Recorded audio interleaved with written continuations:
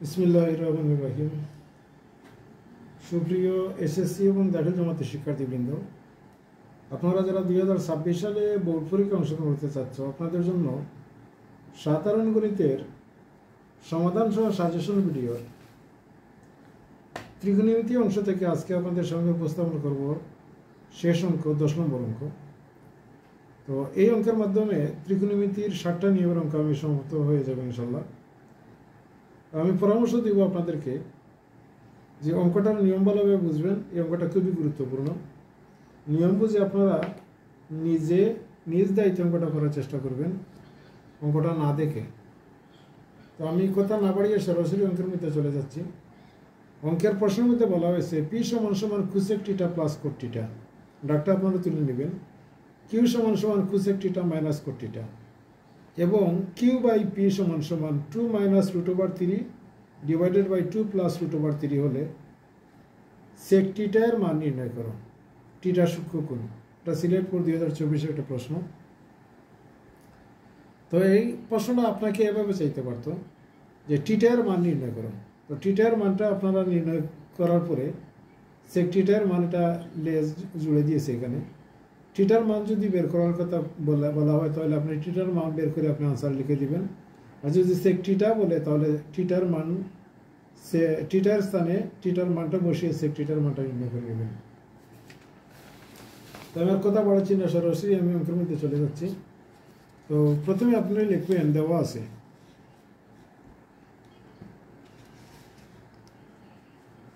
আশা করি আপনারা ওটা দেখতে পাচ্ছেন। দেওয়া আছে নিয়ম 7-এর 10 নম্বর অঙ্ক। দেওয়া আছে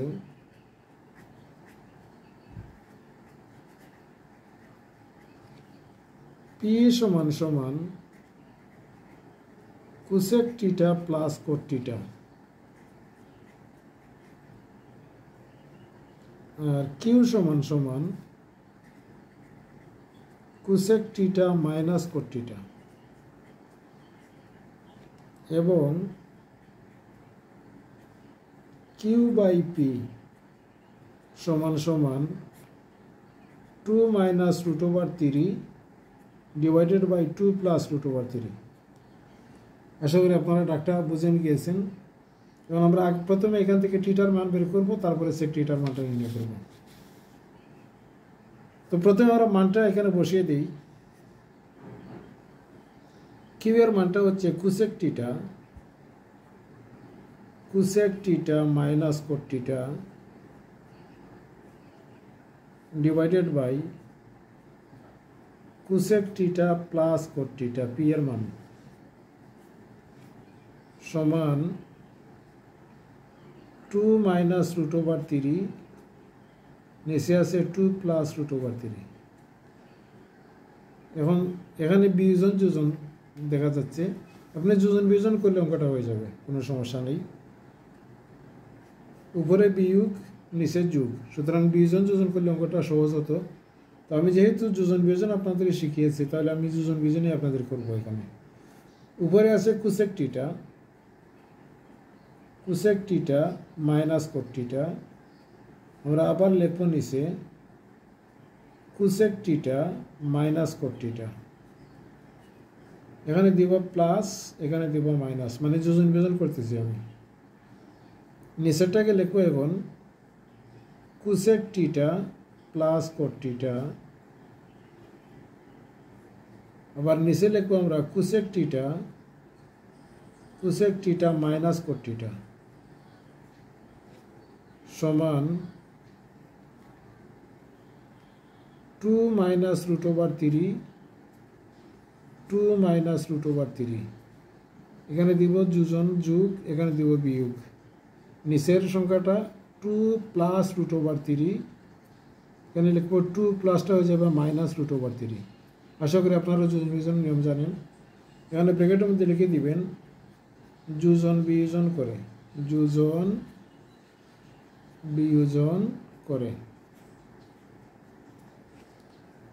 এখন যোজন বিয়োজন করার পরে উপরে কি থাকে, কোসেক থিটা 2 কোসেক থিটা 2টা কোসেক টিটা, আর নিচে থাকবে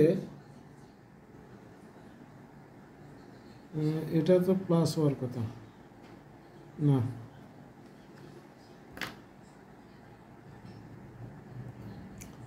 নিচে আসবে minus cot theta minus cot theta, এখানে -2 কোট টিটা, 2 কোট টিটা সমান সমান ডান পক্ষে 2 2 প্লাস 4 -3 প্লাস 3 ক্যান্সেল হয়ে যাবে, আর এখানে +2 -2 ক্যান্সেল হয়ে যাবে, -3 -3 -2 √3 -2 √3। এই দুই যদি ক্যান্সেল করে দেই, এই 4কে যদি আমরা এই 2 দ্বারা ভাগ করি সেখানে থাকবে 2। আবার এই মাইনাসকে যদি আমরা ক্যান্সেল করে দিই তাহলে মাইনাস আর থাকবে না, উপরে থাকবে কোসেক টিটা। কোসেক টিটার পরিবর্তে আমরা লিখতে পারি 1/sin থিটা, আর কোট টিটার পরিবর্তে লিখতে পারি cos theta divided by sin theta, cos theta divided by sin theta সমান সমান এখানে উপরে থাকবে 2, নিচে থাকবে √3। এখন যদি আমরা এটাকে যদি উল্টিয়ে দেই, বা 1/sin থিটা ইন্টু এই sin থিটাটা উপরে চলে যাবে, আর cos থিটাটা নিচে চলে আসবে, cos থিটা সমান সমান উপরে থাকবে 2, নিচে থাকবে √3। sin থিটা এবং sin থিটা ক্যান্সেল করে নিলাম, উপরে থাকবে 1, নিচে থাকবে cos থিটা সমান সমান উপরে থাকবে 2, নিচে থাকবে √3। 1/cos থিটার মান হচ্ছে 1/cos থিটার সূত্রটি হচ্ছে sec থিটা, তার বদলে লেখা যায় sec থিটা সমান সমান উপরে থাকবে 2, নিচে থাকবে √3। তাহলে অঙ্কের ডাকের মধ্যে বলা হয়েছিল sec থিটার সমান সমান কত, আমরা পেয়ে গেলাম sec থিটার মান 2 √3। সরাসরি আমরা থিটার মান বের না করে sec থিটার মানটা বের করে নিলাম। যদি থিটার মান বের করার কথা বলতো তাহলে আমরা এটাকে উঠিয়ে দিতাম, cos থিটাটাকে উপরে নিয়ে যেতাম, √3 ডিভাইডেড বাই 2, √3 ডিভাইডেড বাই 2 সম্ভবত cos থিটা 60 ডিগ্রির মান। তো এই ছিল আপনাদের শেষ অঙ্ক, নিয়ম 7-এর 10 নম্বর অঙ্ক। আশা করি আপনারা অঙ্কটা বুঝতে পেরেছেন। যদি ভিডিওটি ভালো লাগে তাহলে অবশ্যই চ্যানেলটি সাবস্ক্রাইব করবেন।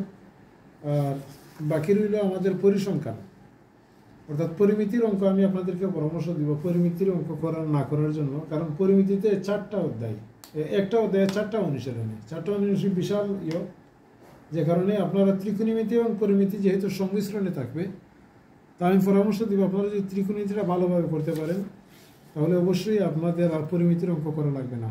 তো আজ এ পর্যন্তই, সকলের মঙ্গল কামনা করে আজকের মতো এখানে শেষ করছি। আল্লাহ হাফিজ, আসসালামু আলাইকুম।